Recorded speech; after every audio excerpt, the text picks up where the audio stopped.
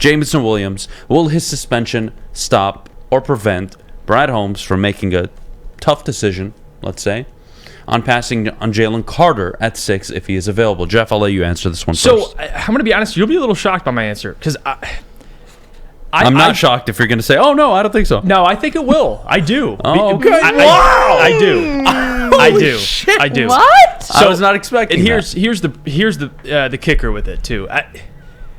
I think Brad Holmes has an idea what he already wants to do, whether he was more interested in Jalen Carter or not. I think he's pretty much decided. I know he tells the media we're still going through things. BS. Like they have at least a grasp of what they want to do at 6, but with new information, you're allowed to change your opinion. And the new information is now Jameson Williams being suspended. I think there's repercussions of that. And I think Brad Holmes seeing this and seeing the narrative, not even just Jameson, by the way. It's not even just about Jamo. Quintez, CJ Moore, Stanley Berryhill, all the staff they got fired last month. I think all that in totality, and then you take into account the drafts this Thursday, and if they take a guy at 6 who has a ton of controversy with him, I do think there's some merit to that, personally. I do. Although I would like to say, no, Jalen Carter, he should still be the pick at 6, which I do believe.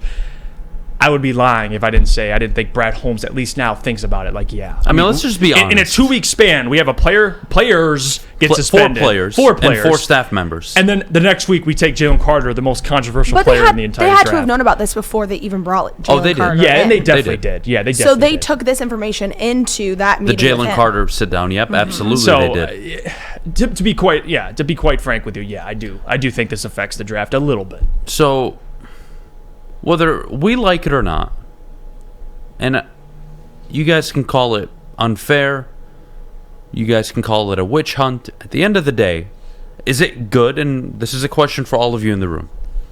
Is it good for not only the Detroit Lions, but you as fans that pay your hard-earned money to go to these games, watch on the NFL Sunday Ticket or whatever you watch on, your local news station, whatever it may be. You have friends over, you cook barbecues, dinners, whatever it may be on Sundays. Mm-hmm. You work your ass off to watch these games. You work your asses off. You spend your hard-earned money. Is it fair that the Lions and you won't watch Jameson Williams for the first 6 games? Is that okay? Jeff, is that okay? No. JB? It's not. Is that okay? I mean, it's not, but I think we can live with it for 6 games. You can live with it, but is it okay? Is the idea of a player, any player, let alone some of your best players, missing time because of stupid decisions, is that okay? No. Is that ideal? No. Is that something you want to have to worry about? I mean, I would like to not have to worry about it, especially with the aspirations that this team has and the goals that we put forward for them to have. So it does suck.